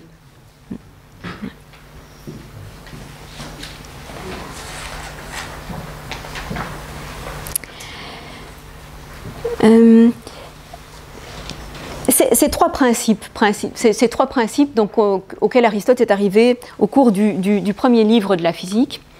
Donc, ce qui est indispensable pour le changement naturel, c'est le sujet, la forme et la privation. Donc on voit une privation d'une forme, c'est juste qu'on passe d'un contraire à une autre. L'animal n'a pas encore son pelage d'hiver, donc il est encore privé du blanc. Mais progressivement, il va acquérir ce blanc, donc il va prendre la forme dont il est privé. Hein, c'est dans ce sens-là qu'il y a forme et privation. À ces trois principes, Aristote va ensuite ajouter un quatrième, qui est aussi une condition absolument essentielle du changement, c'est le moteur, bien sûr. C'est-à-dire qu'il faut une impulsion première au mouvement. Il faut que quelque chose donne l'impulsion du mouvement. Donc il y a le moteur premier, hein, ce qui donne le début du mouvement, dit-il, ce qui imprime le commencement du mouvement. Et c'est ce qu'on a appelé la cause motrice ou la cause efficiente, même parfois dans la traduction. Alors ça, c'est plus dans la tradition latine et médiévale. Mais donc, si vous voyez cause efficiente chez Aristote, c'est ça en fait. C'est ce qui donne l'impulsion pour le début du mouvement, pour qu'il commence. Et ça nous mène alors à la théorie des quatre causes. C'est comme ça qu'on peut arriver aux quatre causes par lesquelles Aristote estime qu'il faut connaître toute chose. Ces quatre causes, donc on reprend, c'est la cause matérielle. On a vu qu'il faut chaque fois une matière, que ce soit un corps composé ou seulement une matière sans forme, qui change de forme. Il y a la cause formelle, hein, il y a la forme qui est une cause, puisque c'est ce qui va déterminer le changement, qui va donner le terme vers lequel va le changement. Il y a la cause finale, c'est-à-dire vers quoi va ce changement. Et alors là, c'est différent évidemment pour le changement naturel et pour le changement artisanal, le changement technique, puisque dans le changement technique, la finalité, elle est dans la tête du producteur, elle est dans l'intention du producteur. C'est lui qui a la finalité. Hein, c'est lui qui veut produire un objet et qui en plus sait à quelle fin il veut cet objet. Tandis que dans le cas de la nature, c'est tout à fait interne. Il n'y a rien d'extérieur, c'est tout à fait interne. Et puis en quatrième lieu, la cause motrice, hein, ce qui déclenche le mouvement, ce qui donne, on pourrait dire, la force première pour le mouvement. Alors cette théorie des quatre causes, on va la récapituler à partir du deuxième texte issu de la physique. Le pourquoi, c'est-à-dire si on pose la question pourquoi c'est comme ça. Donc si on pose la question pourquoi c'est comme ça, on doit y répondre de quatre façons. On doit y répondre avec les quatre explications. Donc, le pourquoi se ramène ultimement soit à l'essence, et ici c'est essence au sens de la forme générale, essence c'est-à-dire cause formelle générale, dans les choses immobiles comme les mathématiques, je reviendrai à la parenthèse après, soit à ce qui a mu en premier, soit à une certaine fin, soit dans les choses en devenir, à la matière. Donc là on a l'énoncé des quatre. Voyons les exemples. Dans les choses immobiles, alors dans les choses immobiles, on ne va déjà pas avoir une cause de mouvement, puisqu'il n'y a pas de mouvement. Donc on n'aura pas besoin d'une cause motrice. On n'aura pas besoin d'une fin non plus, parce que s'il n'y a pas de mouvement, il n'y a pas de fin ou de but de la transformation. Il n'y a pas de transformation. Donc, il n'y a de fin au sens de but que s'il y a une transformation, une production, sinon il n'y en a pas. Dans ce qui est immobile, il n'y en a pas. Donc, dans les mathématiques, il n'y a pas de fin au sens de but. Il n'y a pas de but. Mais qu'est-ce qu'il y a pour expliquer une propriété, par exemple, une propriété d'un certain objet mathématique? Comment est-ce qu'elle s'explique? On pourrait dire, par exemple, pourquoi les triangles ont-ils tous leurs angles égaux à 180 degrés, leurs angles qui font 180 degrés. Donc leurs angles égaux à deux angles droits. Alors Aristote va dire, mais ça se ramène finalement, c'est la parenthèse, il se ramène ultimement à la définition du droit ou de la commensurabilité ou d'autre chose. Donc c'est parce que pour expliquer une propriété mathématique, en fait, il faut la ramener aux définitions, par exemple, de ce que c'est un angle droit, et puis montrer pourquoi les trois angles du triangle équivalent toujours à deux angles droits. Bon, peu importe comment on fait exactement la démonstration, ce qui compte, c'est que dans les mathématiques, on ne ramène jamais qu'à l'essence ou à la cause formelle. Il n'y en a pas d'autre. Remarquez qu'à un certain moment, Aristote ajoute quand même qu'il y a une forme en géométrie, en tout cas, il y a une sorte de matière qu'il appelle une matière intelligible. Ce n'est pas une matière sensible, c'est une matière intelligible, c'est-à-dire qu'on peut seulement se représenter par la pensée, mais qui est la matière des formes géométriques. C'est-à-dire justement, si on pense à un triangle, on le projette devant soi, le triangle, dans un espace vide, on le projette dans un vide. On n'a pas besoin d'avoir un objet triangulaire pour se figurer le triangle. Et donc cet espace abstrait, cet espace qui n'est pas physique, qui est un pur espace mathématique, c'est la matière du triangle. C'est parce que dans cet espace, je vais découper une partie délimitée par la forme triangle. Donc la portion d'espace géométrique, c'est la matière de ce triangle, et sa forme, c'est le tracé, et puis les propriétés qui en découlent. Donc il y a quand même une matière en dehors de la matière physique, ce qui nous montre que la notion de matière, c'est une notion fonctionnelle en fait. C'est très important de la comprendre comme ça. Une matière, il ne faut pas la comprendre comme du corporel. C'est avant tout une fonction. C'est justement ce qui peut recevoir une forme, ce qui peut être découpé selon une forme, déterminé, défini par une forme. Ça, c'est une matière. Et c'est pourquoi il peut y avoir une matière sensible, solide. Il peut y avoir une matière mathématique, purement abstraite. Et c'est pourquoi aussi un corps composé peut être aussi une sorte de matière pour les attributs. C'est la même fonction, ça reçoit, c'est ce qui reçoit quelque chose et est déterminé par ça. Déterminé au sens de défini, reçoit des qualités par ça. Bon, donc voilà un exemple de cause formelle ou d'explication par l'essence. Ensuite, un exemple de ce qui a mu en premier. Et vous voyez que ce n'est pas un exemple physique, c'est un exemple dans les activités humaines. Pourquoi ont-ils fait la guerre? Parce qu'on les a pillés. Donc le pillage et le déclenchement, c'est ce qui a donné l'impulsion de la guerre, c'est le déclenchement, c'est la force qui a déclenché la guerre. Donc ça aussi c'est une cause motrice de la guerre. Ou bien une certaine fin. Alors même chose pour le même exemple. Pourquoi ont-ils fait la guerre? Pour dominer.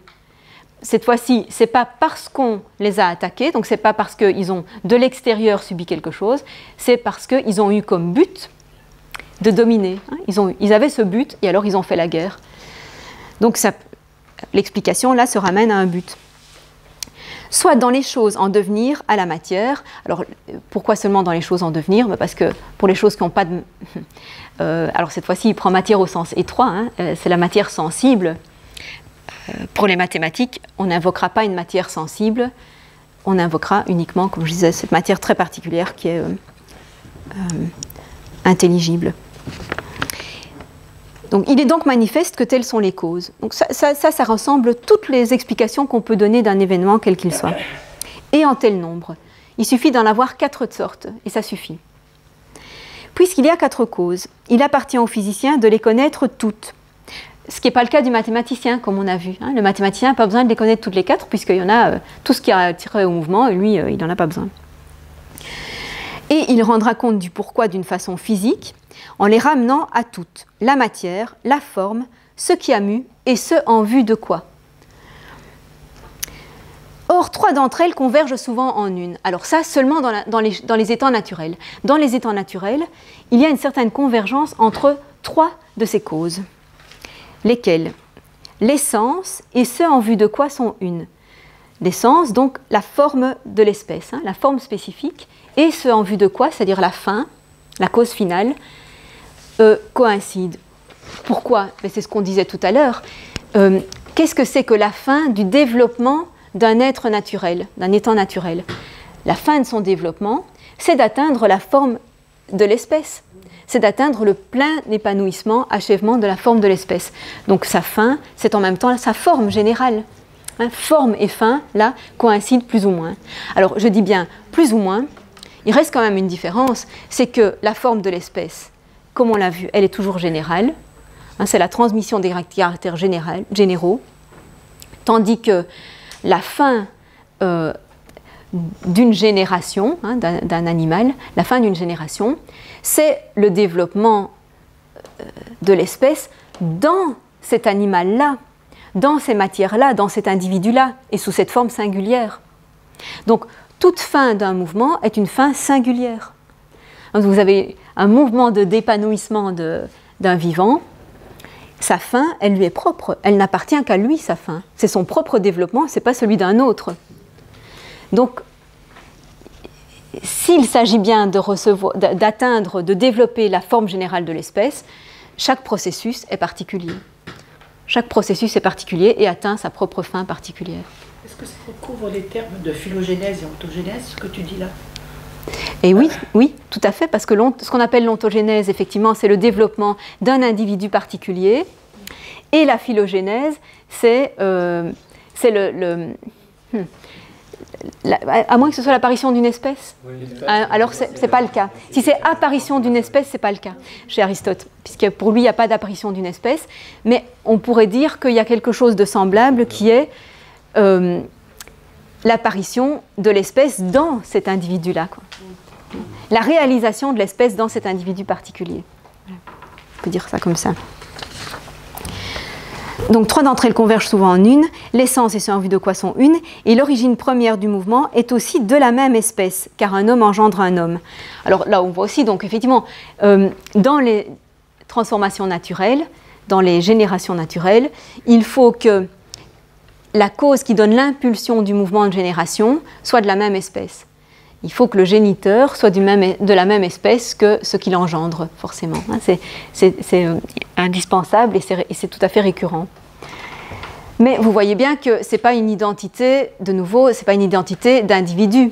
Ce n'est pas le même individu qui vient à l'être et qui est la cause du mouvement. Ce sont 2 individus différents, mais ils sont de la même espèce. Donc quand on dit que les 3 causes convergent, ce n'est pas la forme générale de l'espèce qui est directement motrice. Il a fallu qu'elle passe par un individu qui est le géniteur. Donc c'est la forme de l'espèce qui est motrice en tant qu'elle est apportée par un individu géniteur qui la porte et la transmet. Donc c'est une convergence, si vous voulez, autour de la notion de forme. Tout revient en somme à cette forme spécifique, mais il faut quand même distinguer ce qui donne l'impulsion au mouvement. Pour ça, il faut qu'il y ait une semence dans laquelle se trouve cette forme générale de l'espèce. Elle ne flotte pas dans rien, la forme générale de l'espèce. Elle est prise dans la semence et c'est comme ça qu'elle se transmet. Et il faut que ce processus soit dirigé en vue d'une fin de manière strictement interne. Donc voilà la finalité aussi aristotélicienne, pour conclure là-dessus. La finalité naturelle, ce n'est pas une finalité sur le modèle de la finalité technique. Quand un producteur, quand un constructeur produit une œuvre, il a le schéma de cette œuvre, de son achèvement dans la tête, et il l'impose à la matière. Il l'introduit dans une certaine matière, en vue d'un certain but. Donc l'œuvre est son but, et ce qu'elle va servir est un second but. Mais il n'y a personne qui fait ça pour les productions naturelles. Il n'y a pas de créateur, il n'y a pas de principe extérieur qui vient mettre les formes dans les matières, dans la génération naturelle. Tout tout est interne, hein, tout est par des processus internes et spontanés de la matière. Donc on peut dire que c'est parce que la matière est toujours animée par de la forme qu'elle transmet ses formes. Alors comment se représenter donc justement dans un corps ce qu'on appelle la composante matière et la composante forme? Ce sont des inséparables. Physiquement, ils sont absolument inséparables. Vous n'avez jamais une matière sans forme. Si vous enlevez la forme table à ce bois, il prendra une autre forme, mais il aura toujours une certaine forme. Alors si on essaye de décomposer une matière en ses éléments matériels primitifs, on va tomber sur les tout premiers éléments, qui pour Aristote sont les 4 bien connus, qui reprend en présocratique. Il ne retient pas des éléments, disons, beaucoup plus nombreux et plus précis comme ceux d'Anaxagore, par exemple, ou comme ceux du tableau actuel, hein, des éléments. Mais ces éléments-là, eau, air, terre et feu, on ne peut plus leur enlever leur forme, parce qu'on arriverait à une matière indéterminée, une matière sans forme. Ils peuvent se transformer l'un dans l'autre, par exemple, enfin en tout cas certains. Par exemple, l'eau et l'air peuvent se transformer l'un dans l'autre. Mais jamais on ne pourra isoler la matière qui sert de support à cette transformation. Donc il n'y a jamais une matière qui existe sans forme. Mais réciproquement, il n'y a jamais de forme sans matière. Les formes, elles sont toujours aussi dans une matière. Donc c'est un inséparable, c'est juste une distinction logique que Aristote a introduit et qui a souvent été mal comprise parce qu'on a souvent confondu matière et corps. Or la matière n'est qu'un composant du corps. Et on a très vite voulu séparer de nouveau les formes, et quand je dis de nouveau, c'est pour retourner au platonisme. Hein, on a très vite voulu de nouveau séparer les formes de la matière, et ça, c'est pas possible non plus chez lui. Mais pourquoi il a senti ce besoin d'introduire cette division du corps entre ces deux composantes? Et c'est à cause de la théorie du changement. C'est parce qu'il constatait que quand un corps perd sa forme substantielle, cesse d'être telle substance, il demeure néanmoins encore quelque chose qui devient autre chose. Et ça, c'est la matière. Il avait besoin de distinguer ce qui demeure, puisque ça ne disparaît pas. Donc c'est vraiment guidé par cette nécessité d'expliquer le devenir physique qu'il a établi cette distinction qui, après, a été d'abord répétée scolairement et puis a été combattue, parce qu'on s'est dit... on avait l'impression que c'était un frein à la compréhension du corps d'avoir toujours cette distinction des formes et des matières.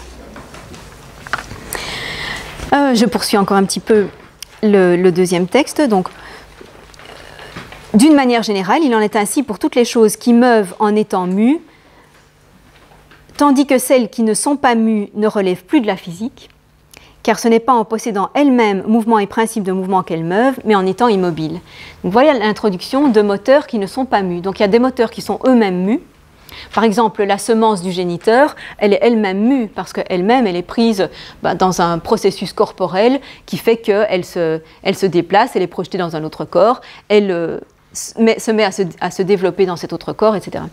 Mais, donc ça, c'est un moteur mu, parce que c'est le moteur qui donne l'impulsion à la génération de l'embryon, mais il a été lui-même projeté d'ailleurs, et il a été lui-même développé d'abord par un autre moteur, et ainsi de suite, sans fin. Hein. On peut remonter d'un géniteur à l'autre sans fin. Donc, les moteurs mu, on voit bien ce que c'est.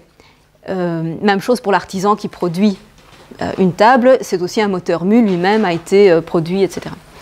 Mais qu'est-ce que c'est que les moteurs immobiles?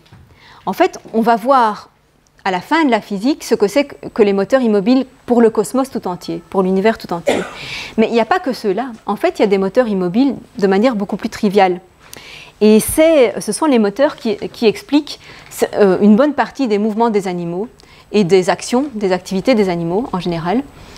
C'est-à-dire que pourquoi est-ce qu'un animal se déplace? Pour prendre les explications les plus courantes, les plus triviales, les plus fréquentes, c'est parce qu'il a faim et qu'il va chercher à manger.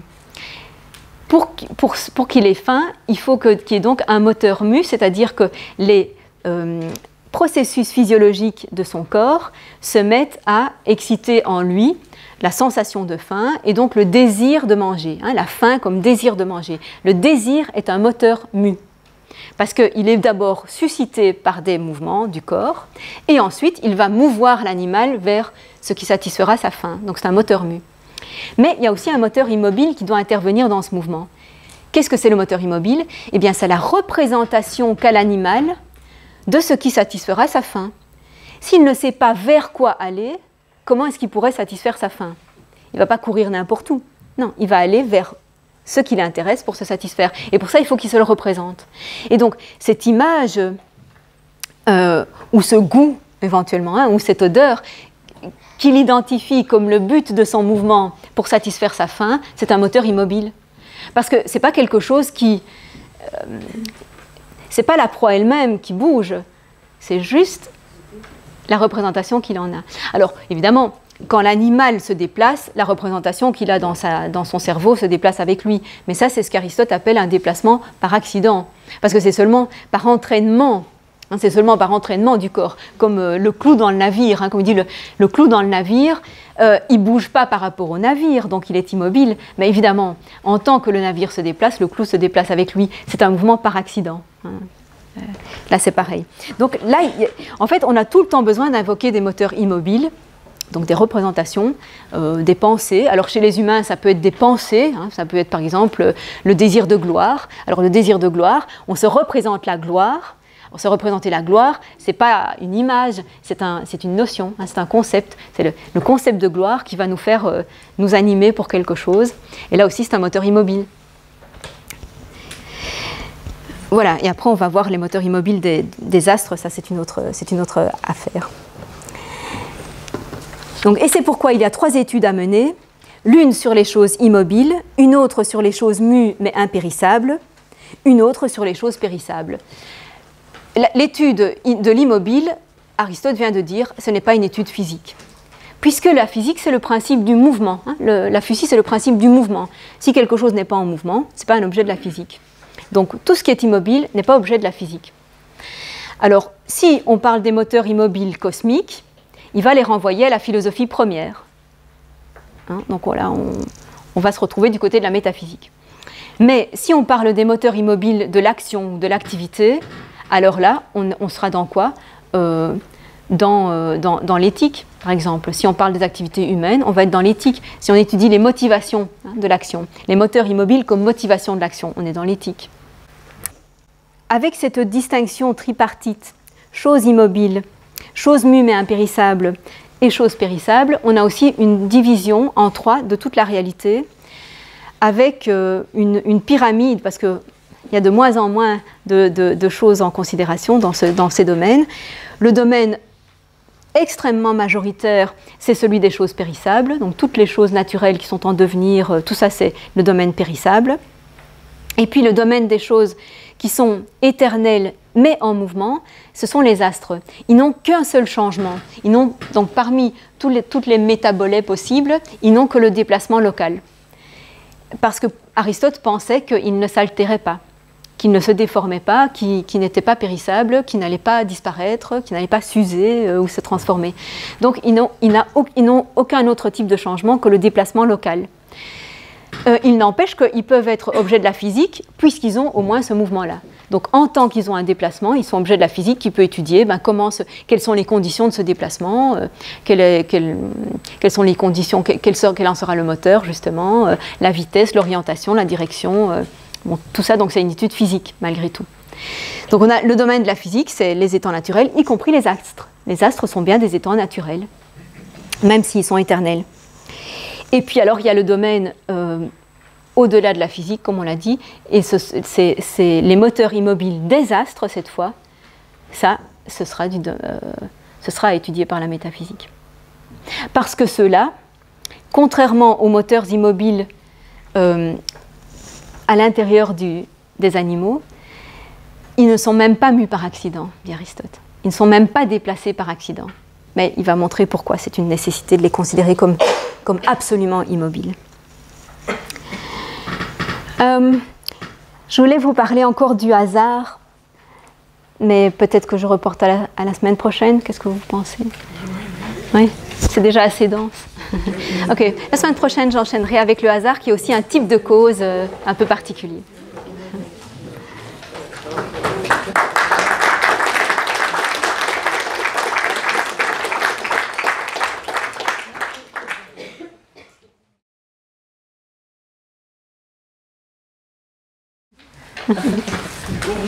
Est-ce que vous pouvez revenir sur la notion de genre? Le genre. Le genre. Absolument.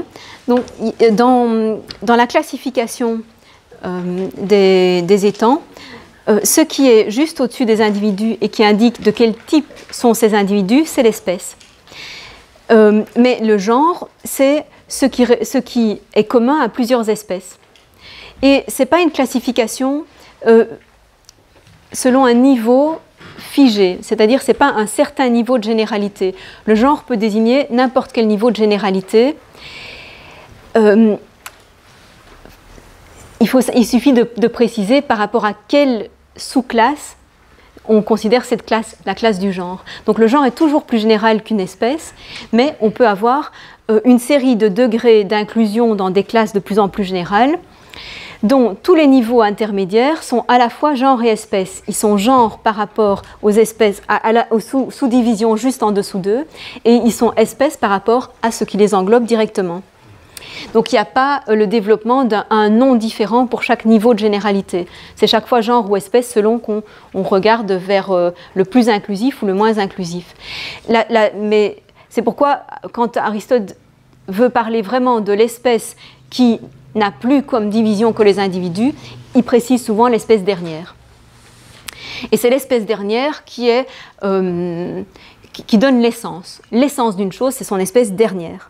Donc l'essence des individus, c'est les hommes. Il n'y a pas de sous-classe entre les individus et les hommes. Il n'y a pas d'autres sous-espèces. Voilà, on passe directement de l'individu à cette généralité-là. Et ensuite, on peut regrouper les hommes donc, sous le genre animal, mais entre l'espèce homme et le genre animal, on peut introduire des classes intermédiaires comme les mammifères, les vivipares, les animaux à sang chaud. Enfin, il y a toute une série de divisions possibles entre les deux qui sont donc des genres intermédiaires ou des espèces intermédiaires. Et on les utilisera seulement selon le besoin, selon les besoins. Donc, selon qu'on a besoin de faire ces distinctions ou pas. Si on peut parler en général de tous les animaux, parce qu'il y a vraiment des choses qui leur sont toutes communes à tous, par exemple si on parle de la sensation, c'est commun à tous les animaux, à ce moment-là, on n'a pas besoin de distinguer justement comment ça se passe chez les différentes sous-espèces du genre animal. Mais si on veut distinguer, par exemple, comme il le fait dans le traité sur la génération, si on veut distinguer les différents types de générations possibles, alors là, il faut commencer à diviser. Il y a ceux qui se reproduisent de telle façon, ceux qui se reproduisent de telle autre façon. Et donc, on divisera le genre animal en sous-classes qu'on appellera genre par rapport à leurs espèces ou espèces par rapport au genre animal. C'est aussi un terme fonctionnel. C'est aussi un terme fonctionnel, comme je le disais tout à l'heure, pour le terme matière. Et c'est souvent le cas chez Aristote. Les termes sont souvent des fonctions. Le genre, il a une fonction de regrouper des espèces. Et l'espèce, elle a une fonction de diviser un genre. Et, pour l'espèce dernière, de donner l'essence des individus. Voilà. C'est assez intéressant par rapport à la biologie, parce que justement, le système de Linné a consisté à faire l'opposé d'Aristote, c'est-à-dire justement de figer des niveaux de généralité. En définissant, en reprenant les deux premiers termes, hein, l'espèce qui ressemble à l'espèce dernière d'Aristote, et puis le genre qui a un certain niveau de généralité, puis au-dessus du genre, on a la famille, l'ordre, la classe, le phylum. Et un des problèmes, quand on regarde aujourd'hui les efforts qu'ont les biologistes pour classer les organismes, c'est qu'on ne se sort plus avec ces niveaux figés.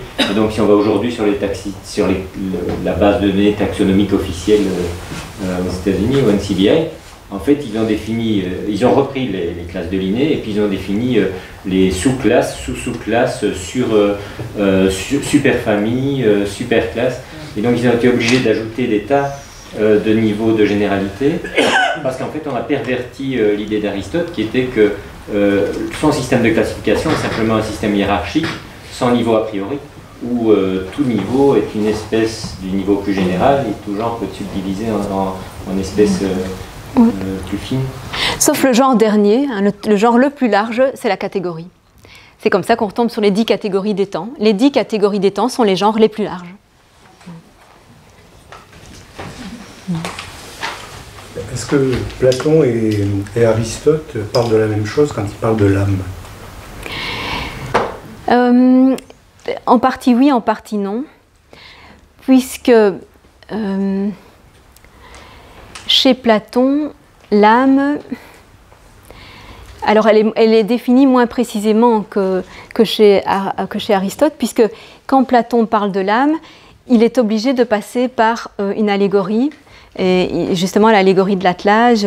Il est obligé de dire, bon, on peut faire une analogie, on a besoin de certaines fonctions justement pour expliquer ce que c'est que l'âme, quelles sont ses fonctions, et donc on va la comparer à un attelage qui possède 3 fonctions.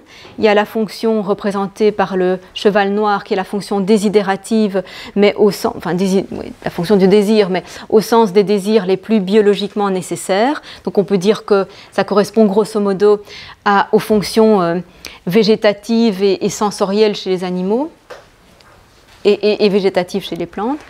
Et puis, on a la fonction représentée par le cheval noir qui est là déjà... Alors, c'est pas très clair si elle est réservée aux humains. Non, sans doute pas. Il y a certainement un certain niveau d'animaux qui la possèdent aussi. Donc, ce sont les passions nobles, donc la colère, le désir de gloire, la fierté, l'ardeur, le courage... donc bien sûr, oui, ça appartient aussi à certains animaux. Donc ça, c'est une autre fonction de l'âme, c'est un autre type de désir. Et puis la fonction représentée par le cocher, qui est donc la raison qui doit guider tout ça et essayer de mener tout ça de la meilleure manière possible. Et donc fonction rationnelle au sens pratique, d'abord de la raison pratique, hein, donc de la manière de guider en fait ses instincts et ses désirs, et puis raison théorique, donc l'âme intellectuelle. Donc on peut dire que les fonctions, elles s'y trouvent, mais que Platon les décrit d'une manière qui est allégorique d'abord, et puis surtout, pour Platon, il y a une séparabilité de l'âme par rapport au corps, ce qui n'est pas du tout le cas chez Aristote. Donc ça, c'est l'énorme différence, c'est celle-là. C'est que pour Platon, Platon veut absolument démontrer l'immortalité de l'âme. Il veut absolument que l'âme soit immortelle, et pas seulement celle des humains, puisque une âme humaine peut se réincarner dans un animal, et réciproquement. Hein, on peut passer d'un animal à un humain. Alors, pourquoi est-ce qu'il veut absolument que l'âme soit immortelle? C'est à cause de sa théorie de la connaissance, qui est entièrement fondée sur la réminiscence. Et la réminiscence, donc, c'est le fait de se souvenir de connaissances qu'on a déjà acquises et qu'on a oubliées. Alors, comment est-ce qu'on les a oubliées? On les a oubliées en s'incarnant, donc il fallait passer par cette incarnation où l'âme se perd, en fait, où elle déchoit vraiment en tombant dans une matière. Parce qu'il semblait à Platon, c'est très intéressant, hein, son raisonnement, quand on va jusqu'au bout, on peut comprendre pourquoi. Son idée, pourquoi est-ce qu'il estimait que la connaissance ne pouvait pas débuter, comme le dit Aristote, simplement dans ce monde-ci, quoi. Depuis qu'on est, on est au monde, et puis on commence à découvrir, d'abord à sentir, puis à apprendre, puis à mettre tout ça ensemble, enfin, tout ce qu'on a vu de développement de la connaissance progressive. Pourquoi Platon ne pouvait pas accepter ça? Eh bien, ça ne lui suffisait pas, et sa remarque, elle est quand même intéressante, il faudrait l'affronter. Platon fait remarquer qu'il y a certaines notions qui ne peuvent pas être acquises par l'expérience sensible, ni par la logique à partir de cette expérience, parce qu'elles sont nécessaires pour faire une expérience. C'est-à-dire que quand Aristote dit, dans le texte qu'on a lu tout à l'heure, on a plusieurs données sensibles du même type, on les met ensemble, on les compare, hein, on voit bien qu'elles sont du même type, et donc avec ça on fait une notion commune. Il va un peu vite, parce que grâce à quoi on peut les comparer? C'est-à-dire, comparer, ça veut dire voir l'identique et voir le différent. Hein, donc il faut pouvoir voir que, par exemple, plusieurs arbres sont de la même espèce d'arbre. Alors je reconnais des traits identiques chez tous les bouleaux, tous les chênes, et donc progressivement j'apprends à dire ceci est un bouleau, je le reconnais, mais ils sont tous différents. Donc je dois faire le tri entre l'identique et le différent pour pouvoir dire ceci est un bouleau. Et Platon dit, mais comment on est arrivé alors à former la notion d'identique et de différent? Si on en a besoin pour former n'importe quelle notion et n'importe quelle reconnaissance d'une donnée sensible, comment on a formé l'identique et le différent alors? Et ça, c'est fondamental comme question. Et bon, nous, on se repose entièrement sur une distinction kantienne, en fait. Hein, disons que le plus couramment, on a adopté l'attitude kantienne qui consiste à dire, eh bien, il y a des structures a priori, c'est-à-dire des structures innées, qui sont des sortes de grilles de lecture des données sensibles, qui sont des sortes de filtres pour les données sensibles, et qui font que on peut ranger le sensible justement dans certaines relations comme l'identique et le différent. Mais on ne dit plus l'identique et le différent sont eux-mêmes acquis par l'expérience. Enfin, bon, tout le monde n'est pas nécessairement kantien, mais c'est vraiment une question très difficile. Et donc c'est à cause de ce problème-là que Platon disait il faut qu'il y ait des notions qui soient innées. Donc les notions comme identique, différent, etc., ça doit être inné. Et donc si c'est inné, comment est-ce qu'elles sont venues dans le corps qui naît, quoi. Alors maintenant on dira c'est une structure du cerveau, voilà, c'est une structure neuronale, etc. Mais pour lui c'était qu'on les avait apprises. Et on les avait apprises donc parce que l'âme, lorsqu'elle n'est pas prisonnière d'un corps, elle atteint directement ces formes qui existent séparées, etc. Donc ça c'est la grande différence, c'est la séparabilité de l'âme par rapport au corps. Chez Aristote, il n'y a vraiment plus besoin de ça, quoi. L'âme en tant que forme d'un corps singulier, en tant que forme singulière d'un corps singulier, quand il meurt, elle meurt aussi, enfin, elle disparaît aussi. Il n'y a plus de fonction d'un corps, il n'y a plus d'activité d'un corps quand il meurt, quoi. Par définition, puisqu'elle est justement la vie du corps vivant. Elle est la vie. Donc, elle n'est pas du tout immortelle. Après, bon, on pourra revenir sur une petite, un passage très très très difficile qui fait une des multiples controverses sur l'interprétation d'Aristote, un passage très difficile du traité de l'âme où Aristote semblerait considérer que la pensée uniquement, donc seulement le nous, peut survivre à la mort du corps. Mais ce passage est tellement abîmé, en fait, on arrive tellement peu à le lire, même à le déchiffrer littéralement, et après on doit tellement suppléer de renseignements, tellement il est laconique, que bon, c'est difficile d'en tirer une... En fait, on ne le comprend pas. Je veux dire, même ceux qui pensent qu'il s'agit d'une exception et que la pensée, donc seule la partie de l'âme qui est la pensée pourrait survivre au corps, on ne comprend pas pourquoi ni comment. On ne voit pas où ça se placerait, où elle irait, en fait, ce qu'elle deviendrait. Ça n'a pas un sens comme chez Platon. On est sûr que c'est original ? On n'est même pas sûr de ça, non. Non, parce que c'est un texte qui est arrivé avec des lacunes un peu corrompues. On a du mal à le reconstituer avec une certitude de sa littéralité. Et après, bon, c'est un texte extrêmement laconique. Donc c'est sûr qu'il a voulu dire quelque chose à ce propos. Mais quoi ? C'est vraiment... Enfin, il y a des interprétations, disons, immanentistes. Il est possible d'interpréter le texte sans en faire une séparation après la mort. Il est possible de le comprendre, je peux le dire tout de suite, parce qu'en fait, c'est un prolongement de ce qu'on disait tout à l'heure. Parmi donc toutes ces facultés qui sont les fonctions d'un corps, en fait, faculté de sentir, d'imaginer, de penser, de parler. En fait, parmi ces facultés, donc pour ces facultés, il y a toujours un organe correspondant. Donc il y a les organes sensoriels, et Aristote dit, il est inévitable qu'avec la vieillesse, ces organes sensoriels s'usent. Et quand ils s'usent, la fonction en même temps est empêchée. C'est pas un problème de la...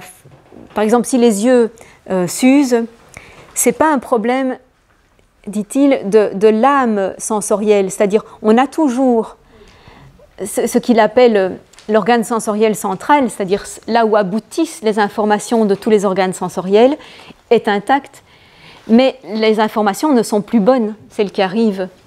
Donc il ne dit pas le cerveau parce qu'il ne le situe pas dans le cerveau, mais c'est comme si nous on disait, ce n'est pas un problème neurologique dans le cerveau, mais on cesse de voir parce que c'est l'œil qui s'abîme. Bon. Donc il dit tous les organes de cette manière finissent par s'abîmer. Or, dit-il, on s'aperçoit que l'intelligence ne faiblit pas avec l'âge. Alors, ce qui est une remarque extraordinaire, parce que c'est d'un optimisme extraordinaire, mais mais c'est basé aussi sur une observation. Et effectivement, alors on ne sait pas trop comment ils faisaient les Grecs, mais quand on voit que Aristote, il est mort vers 62 ans, il n'a pas vécu très très vieux, mais quand on voit les records de longévité de beaucoup de philosophes, hein, Platon, Protagoras, ils ont tous vécu très vieux, et ils étaient jusqu'au dernier moment en possession de toute leur intelligence.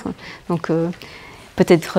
Mais Aristote dit aussi que plus on pense intensément, plus on est capable de penser. Il dit aussi ça. Et ça aussi, c'est le contraire. Ça se distingue des organes sensoriels. Parce que si on regarde quelque chose de trop intense, justement, par exemple, cette lumière trop intense, après, on voit moins bien. Mais pour l'intelligence, c'est le contraire. Plus on pense intensément, plus après, le cerveau est propre, est capable de penser. Donc, alors, à cause de cette différence, et du fait que, justement, il ne situait pas toute la synthèse des fonctions dans le cerveau, il disait, il semble bien qu'il n'y ait pas de siège organique de l'intelligence. Il semble bien. Alors, il n'est pas sûr, il dit juste il semble qu'il n'y ait pas de siège organique de l'intelligence et que c'est pour ça qu'elle ne se détruit pas avec l'âge. Parce qu'il n'y a pas un organe qui vieillit. Et donc, elle reste une fonction du corps entier.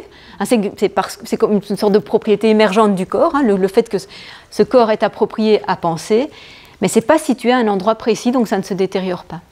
Et donc, ce passage sur la séparation de l'intelligence pourrait peut-être faire allusion juste à ça, et ne pas du tout être une séparation de l'âme après la mort. Donc c'est en ça que ça répond à la question aussi de y a-t-il finalement une immortalité de l'âme ou pas, mais c'est une controverse, hein, c'est une partie extrêmement controversée de l'interprétation d'Aristote parce qu'il y en a qui aimeraient bien qu'il y ait quand même quelque chose d'immortel. Oui. Pour en rester à l'âme d'Aristote en botanique, est-ce qu'il rangeait le règne végétal dans les êtres vivants? Oui. Le végétal est vivant. Alors, considérer que les plantes avaient une âme à ce moment-là. Absolument, il y a une âme des plantes. Oui. C'est très curieux. Alors c'est pour ça qu'il a une classification de 3 grands types en fait d'âme, mais qui sont en même temps les 3 composantes principales de toute âme. Alors il y a l'âme la plus simple qui est l'âme végétative. Si on pense que l'âme c'est la fonction du corps vivant, donc c'est l'ensemble de ces fonctions vitales, alors on peut penser qu'effectivement il y a une âme végétative, l'ensemble des fonctions végétatives donc qui sont nutrition, respiration, reproduction, exactement comme on le définit maintenant, hein, donc c'est ça. Hein. Ça c'est le minimum pour définir un vivant. Il faut qu'il ait ces fonctions-là, nutrition, respiration, reproduction. Alors c'est un vivant. Et s'il n'a que ça, c'est une plante. Et s'il a en plus la sensation, alors donc il y a une deuxième couche, c'est l'âme sensorielle, donc sensitive, alors il est un animal. Et du seul fait qu'il a la sensation, il a aussi nécessairement un certain type de désir, parce qu'il va ressentir le plaisir et la douleur, donc il va avoir le désir de ce qui lui donne du plaisir, et le désir d'éviter la douleur, donc il aura aussi le désir. Et puis certains auront aussi le déplacement, parce que ils iront désormais vers ce dont ils ont besoin en se déplaçant, d'autres en restant sur place. Et donc il y a toute une série de fonctions animales qui s'ajoutent à la possession de la sensation. Mais c'est ça qui distingue fondamentalement plantes et animaux. Et puis alors il y a le 3e niveau d'âme qui n'appartient qu'aux humains, c'est le logos. Hein, voilà, c'est tout ce qu'on a réuni sous le terme logos. Mais donc il y a une âme des plantes. Ouais. Mais parfaitement cohérente en fait. C'est-à-dire, dès le moment où on prend sa définition en compte, oui. C'est plutôt que le mot âme a été parfaitement perverti ultérieurement aussi, par son utilisation notamment par la religion chrétienne. En plus, on en a fait le propre de l'homme, en se référant au troisième type d'âme, oui. Et qu'on a oublié les 3 niveaux avec ainsi de suite. C'est ça. Et en fait, le mot est passé par le latin, c'est-à-dire que les latins ont traduit psyché, donc le mot qui a donné psychique et tout ça, donc psyché, le mot grec, ils l'ont traduit par anima. Mais ça avait un sens parce que anima, c'est en rapport aussi avec l'animation. Donc c'est aussi tout ce qui est animé, c'est ce qui possède une âme. Et donc on pouvait aussi regrouper sous ce terme tout le vivant. Donc tout ce qui est animé d'un mouvement propre, c'est la même définition. Mais après, progressivement, on a distingué divers types d'âmes, effectivement, puis on a de plus en plus limité le terme d'abord aux fonctions, à certaines fonctions sensorielles, désiratives et cognitives, et puis uniquement, alors, c'est vrai qu'il a fallu le christianisme pour que vraiment il y ait cette idée d'âme qui est le propre de l'homme. Parce que chez les pythagoriciens et chez Platon, il y avait bien une âme immortelle qui se réincarnait, mais il n'y avait pas cette exclusivité humaine.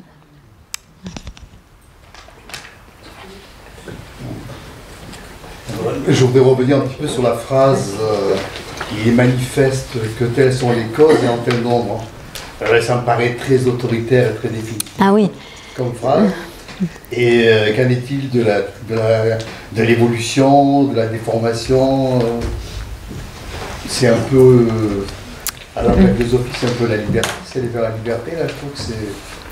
Oui, alors évidemment, ce texte, il est précédé de déjà tout un développement. Je n'ai repris qu'au fond le texte conclusif qui permet d'avoir une idée systématique, mais il a d'abord pas mal argumenté pour montrer qu'on pouvait tout ramener à ça. Et effectivement, si tu peux prendre n'importe quel mouvement, d'ailleurs à plusieurs reprises, il prend des exemples de toutes sortes de mouvements et il montre comment on peut le ramener. Par exemple, il dit, tout ce qui est pousser, tirer, rouler, etc., ça peut se ramener au déplacement local. Tu vois, parce que tu changes de lieu, quoi, hein, tu pousses, tu tires, tu roules, ou lancer, bien sûr. Donc on peut citer toute la multitude d'actions qui correspondent à des déplacements locaux. Alors toutes les transformations, par exemple, d'un corps, elles peuvent se réduire aux quantités et aux qualités. Parce que tu as effectivement des transformations où il y a une croissance du corps tout entier ou de certains organes. Et tu as des transformations où c'est qualitatif, dire tu as une densification ou alors une spécialisation de certaines matières. Mais alors là par contre, tu es dans un processus de génération, parce que si apparaît un certain type de matière, par exemple à partir du sang, puisqu'il dit quand même, tout vient, dans la gestation, tout vient du sang, mais à partir du sang se forme de la chair, de l'os, des nerfs, enfin tous les différents tissus. Et donc cette transformation, c'est une transformation substantielle. Il apparaît des substances nouvelles, quoi. Mais ça se ramène quand même aux 4 qu'il a dit. Et tous peuvent se ramener aux 4 qu'il a dit. Et alors pourquoi est-ce qu'il a envie de les ramener ? Je vois bien une sorte de désir de garder la multiplicité. Mais c'est parce que pour les étudier, il faut les ramener à quelque chose de général. Encore une fois, parce qu'il n'y a de science que du général. Si on devait étudier chaque cas particulier et le laisser en particulier, on n'en finirait jamais, en fait. Donc, toujours, il y a cette idée de réunissons tout ce dont on peut parler en commun, comme ça, on n'en parlera qu'une fois. C'est le principe de la science, quand même, de pouvoir dire tout ce qu'on peut ramener et tenir dans un discours commun. Voilà pourquoi il le fait. Ça ne te satisfait pas ?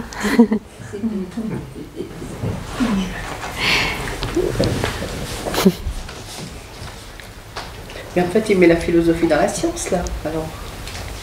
De quelle manière, tu penses Parce que quand, dans un bout du texte, là, il parlait de... Ça, c'est la philosophie. Ah oui. Effectivement, donc il y a très peu de distinction entre le terme philosophie et le terme épistémé, science. Et souvent, l'un est utilisé pour l'autre. Il y a un sens large de philosophie qui signifie toute connaissance théorique qui atteint une vérité générale, une vérité théorique. Donc philosophie peut être très, très large. Mais dans le texte qu'on a lu, le premier texte de la métaphysique, il utilisait déjà le mot philosophie dans un sens plus précis, et c'était le scientifique, parce que c'est quand même c'est la même chose, hein, on atteint une vérité, donc le scientifique qui étudie l'ensemble des étangs en général. Donc en ce sens-là, il se distingue des autres types de scientifiques. Mais il reste un scientifique. Il est un scientifique, oui, c'est ça.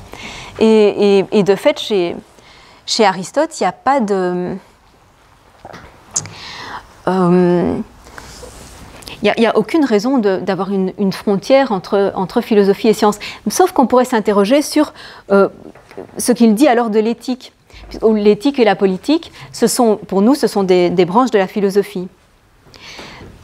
Pour Aristote, il peut les appeler des philosophies, mais il ne les appellera pas des sciences. Il ne peut pas les appeler des épistémés. Pourquoi? Parce que dans ce domaine des affaires humaines, il n'y a pas de vérité générale et nécessaire, comme je le disais, puisqu'on est dans un domaine contingent, domaine de la liberté. Donc, on ne peut pas l'appeler épistémé, parce qu'on ne pourra pas faire des démonstrations de la nécessité de ce qui se passe dans ce domaine. Donc, on pourra l'appeler philosophie, mais pas épistémé. Donc, il y a quand même une distinction. Il y a quand même philosophie est un mot plus élastique. Il peut être à la fois avoir un sens étroit et avoir un sens large, mais pas épistémé. Il fait aussi une distinction différente de Platon entre les mathématiques, enfin les sciences formelles et les sciences naturelles. En fait, Aristote, c'est un naturaliste assez exceptionnel par rapport à tous les autres philosophes dont tu nous as parlé. Je pense qu'on voit sa biologie, la physique, etc. Et justement, il ne veut pas ramener tout ça à des mathématiques. Alors c'est intéressant parce que c'est un débat qui se répercute aujourd'hui en physique aussi, hein, je pense. Enfin, aujourd'hui, depuis un siècle, en physique, entre la physique théorique et la physique expérimentale. Alors c'est une autre controverse assez commune aussi, hein, de savoir quel est le rôle des mathématiques dans la physique d'Aristote. Est-ce que les mathématiques jouent quand même un rôle, ou bien on a peut-être un peu exagéré en disant que Aristote faisait une physique qualitative, comme on a dit, mais ça n'a pas beaucoup de sens de dire une physique qualitative. De fait, ce qu'Aristote cherche dans sa physique, c'est à comprendre la nature des choses et le fonctionnement. Donc il veut comprendre ce que c'est, comment ça fonctionne, comment ça s'explique, quelles sont les conditions pour que ça se passe. Et ça l'intéresse extrêmement peu de mesurer à quelle vitesse, pendant combien de temps, enfin combien de fois. Tout ce qui est mesure quantitative, pour lui, c'est un tout petit aspect de cette connaissance. Alors, c'est un aspect quand même, donc ça fait partie de l'étude, mais ce n'est pas du tout mis en avant comme l'essentiel de la question. Et donc, il fait dans la physique, parfois, il y a des passages où il fait ce genre de mesures quantitatives pour étudier, par exemple, le rapport entre le moteur, enfin, la force motrice, la vitesse du mobile et la masse du mobile. Voilà, il fait des calculs de proportions comme ça, hein, mais c'est jamais très précis.